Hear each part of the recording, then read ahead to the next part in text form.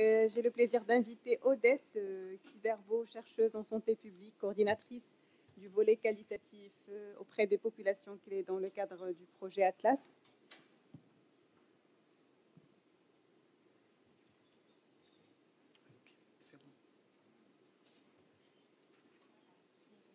Okay. Bonjour chers tous et chères toutes. Au nom de toute l'équipe de recherche du projet Atlas, j'ai le plaisir de vous présenter cette communication qui s'intitule « Utilisation et redistribution de l'autodépistage du VIH parmi les populations clés et leur réseau en Afrique de l'Ouest, pratiques et expériences vécues dans le projet Atlas ». Et j'aimerais bien vous inviter à considérer la liste des auteurs ici présentés parce que dans le programme, il y a une liste de Burkinabés, ce sont mes compatriotes, mais ils n'ont pas participé à l'étude Atlas. Nous pouvons dire que depuis 2016, l'autodépistage du VIH a été recommandé comme stratégie et depuis 2019, Atlas fait la promotion de l'autodépistage du VIH ADVIH en Côte d'Ivoire, au Mali et au Burkina. Et près de 400 000 autotests ont été distribués dans ce cadre à travers deux stratégies, la stratégie primaire et la stratégie secondaire. La stratégie primaire, c'est quand un prestataire de service offre l'ADVIH, que cette personne soit un agent de santé ou un communautaire. Et la stratégie secondaire, c'est quand une personne autre que relevant de ces deux catégories offre l'ADVIH. Aujourd'hui, nous avons suffisamment d'informations sur la distribution primaire de l'autodépistage du VIH, mais par rapport à la distribution secondaire, nous manquons d'informations. L'objectif de cette communication, c'est de présenter les pratiques de distribution secondaire et d'utilisation des autotests par des membres des populations clés et leur réseau en Côte d'Ivoire, au Mali et au Sénégal. Comment avons-nous collecté nos données? Nous avons réalisé deux études qualitatives en 2021 dans ces trois pays à travers deux études. La première a consisté à nous entretenir en face à face avec 65 personnes relevant de ces trois catégories de populations clés identifiées par les pères éducateurs et les pères éducatrices. La deuxième étude a consisté à nous entretenir au téléphone avec des utilisateurs secondaires ou des personnes qui ont eu un test réactif. Et ces personnes ont été identifiées à travers une enquête quantitative téléphonique et ils avaient donné leur participation, leur consentement pour être recontactés ultérieurement pour une étude qualitative. En termes de résultats, il faut dire que nous avons remarqué que la distribution secondaire de l'ADVIH était effective parmi les membres des populations clés. En témoignent les propos d'un homme qui a eu accès au dépistage par le canal des travailleuses du sexe. J'avais un ami, il a eu ça avec sa femme, c'est lui qui m'a envoyé les tests, c'est lui qui m'a conseillé de faire ça. Il m'a dit de le faire pour voir et j'ai essayé. Bon, avant de faire, il m'a tout montré. Et j'ai pris 2 tests pour faire avec ma femme. Ça veut dire que son ami a eu les kits à travers le partenaire d'une TS. Et lui-même, il en a pris 2, non seulement pour lui-même, mais également pour sa femme. À qui les autotests sont distribués en secondaire? Les données que nous avons collectées montrent qu'il s'agit prioritairement des partenaires et des pairs de ces populations clés-là. Mais ce qu'il y a d'intéressant à remarquer, c'est qu'on arrive à toucher les clients des travailleuses du sexe, par exemple, que nous avons du mal à atteindre avec nos stratégies ordinaires. Et d'autre part, on arrive à toucher les membres des familles de ces populations clés qui parfois aussi n'ont pas facilement accès au dépistage. Pourquoi ils réalisent la distribution secondaire de l'ADVIH? Différentes motivations ont été relevées. Par altruisme, j'ai un partenaire régulier avec lequel je suis et je me dis que c'est normal qu'il connaisse son statut.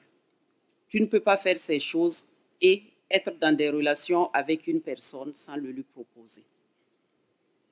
Mais derrière cet altruisme, en fait, il y a le besoin de connaître le statut du partenaire régulier. On vit avec quelqu'un depuis longtemps, on ne sait pas, on ne connaît pas son statut. Il y a un outil qui me permet de connaître ce statut-là, donc je saisis l'opportunité. En outre, avec les partenaires irréguliers, par exemple, il y a la possibilité de connaître le statut et décider de l'utilisation ou non du préservatif. Lui, je ne connais pas son statut, il ne faudrait pas qu'il me donne le virus. Donc, je lui ai demandé de faire le test avant qu'on ait des rapports sexuels. Ce sont les propos d'un jeune HSH de la Côte d'Ivoire. Enfin, l'un des résultats, c'est que l'ADVIH est un outil de screening utilisé par certaines TS avec les clients qui refusent l'utilisation du préservatif. Et voici ce qu'une TS du Mali nous dit. Dans le maquis, c'est-à-dire sur les sites de prostitution, tout le monde utilise le préservatif là-bas. Mais si je pars chez l'autre client parce qu'il est dans un appartement, lui, il n'utilise pas de préservatif. Chaque fois qu'il a besoin de moi, il fait le test. Quels peuvent être les obstacles à la distribution secondaire parmi les populations clés? Nous avons remarqué dans notre étude que l'ADVIH est moins proposé aux partenaires avec lesquels le préservatif est systématiquement utilisé. Donc, les personnes ne se sentent pas à risque pour proposer un ADVIH. La peur de la réaction du partenaire, qu'il soit régulier ou irrégulier, que nous avons dans les stratégies habituelles, demeure. Parce que je ne sais pas comment elle va prendre ça, donc je ne lui ai jamais proposé. Il y a également le profil des personnes à qui on va proposer l'ADVIH. Et là, ce sont les propos d'un HSH de 28 ans du Mali. Ce sont nos partenaires qui ne sont pas affichés en tant que HSH. Donc, on se méfie de donner les kits à ces gens-là parce qu'ils dévoilent le secret dans les grains. Ça veut dire que les grains, c'est des petits groupes de causerie par affinité et c'est un cadre où on peut dire qu'un tel est HSH, par exemple. Donc, on aura tendance à se méfier de ces personnes. Chez les TS, on a remarqué qu'il y a la crainte de perdre des clients aussi, qui est également un obstacle. Mais le client, pour lui expliquer, ça va prendre 1 heure de temps. Et durant ce temps, moi, je perds d'autres clients et lui aussi, il peut avoir d'autres activités à s'y consacrer. Comment les gens réagissent quand on leur propose l'ADVIH? Les attitudes sont globalement favorables parce que l'ADVIH répond à des attentes. C'est ce que cet homme de 35 ans du Mali nous dit. Il y a un même qui était malade, c'est un vieux aussi. Il dit que ça fait longtemps qu'il n'avait pas fait le dépistage, donc j'ai dit, attends, j'ai l'autotest pour toi. Je lui ai expliqué, j'ai joué la vidéo et il l'a fait. Donc, quand il l'a fait, il m'a dit le résultat parce que c'est un ami de longue date. Des cas de refus sont observés, mais quand il s'agit des partenaires réguliers, nous avons remarqué qu'il n'y avait pas d'incident rapporté. J'ai parlé de l'autotest à mon mari, il m'a demandé quel est son avantage. Je lui ai dit c'est avantageux parce que quand tu le fais et que tu vois ton résultat toi-même, c'est l'un des avantages, mais il ne m'a jamais demandé de lui donner un kit. Donc, c'est un refus pacifique. Par contre, avec les clients DTS, il y a parfois des réactions négatives, mais nous n'avons pas remarqué de violence physique à ce niveau. Comment les contacts secondaires se débrouillent pour réaliser l'ADVIH? Nous avons vu que la moitié de ces personnes se fait assister par la personne qui leur a fourni l'ADVIH. Mais cette assistance peut être justifiée par des raisons techniques et psychologiques. Techniquement, c'est avoir quelqu'un pour aider à faire le prélèvement ou interpréter les résultats, par exemple, ou les deux. Mon problème, c'était l'interprétation des traits.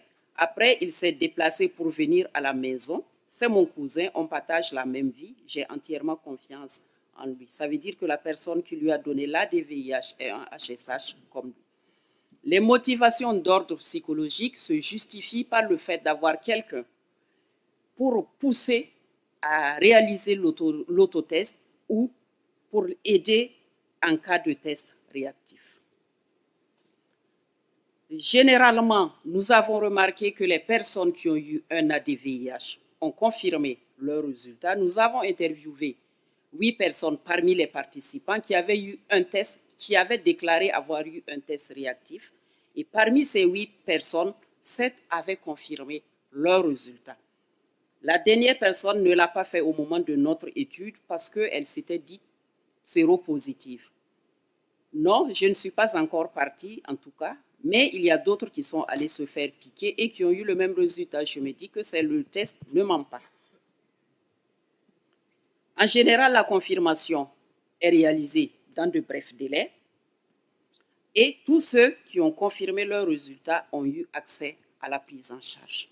En conclusion, nous pouvons dire que grâce à cette technique de collecte des données, nous avons pu interviewer des personnes qui ont eu un test réactif.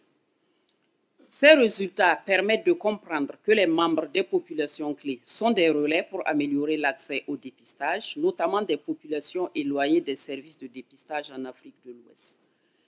Ils montrent également une confirmation des tests réactifs dans un délai relativement court suivi de la prise en charge.